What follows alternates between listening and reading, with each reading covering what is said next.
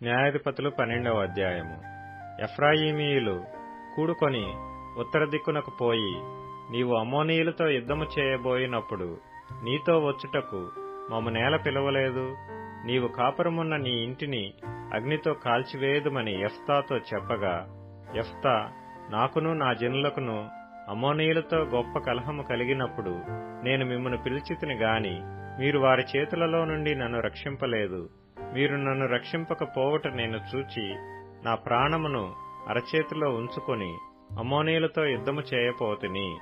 అప్పుడు యెహోవా వారిని నా చేతికి అప్పగించిన గనుక నాతో పోట్లాడుటకు మీరేలా నేడు వచ్చితిరనెను. అప్పుడు యెఫ్తా గిలాదు వారినందరినీ పోగు చేసుకొని ఎఫ్రాయిమీయులతో యుద్ధము చేయగా, గిలాదువారు ఎఫ్రాయిమీయులను జయించిరి.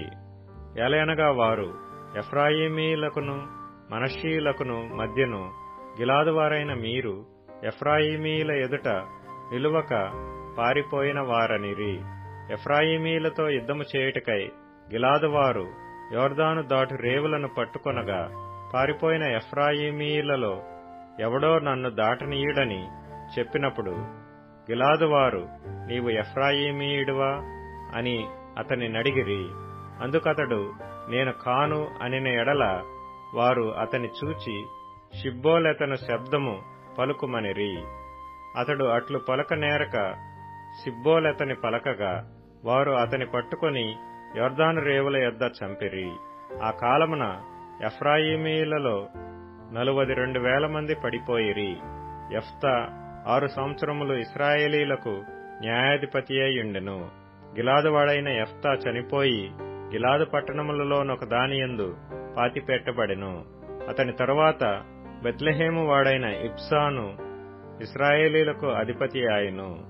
అతనికి 30 మంది కుమారులను 30 మంది కుమార్తెలను ఉండిరి.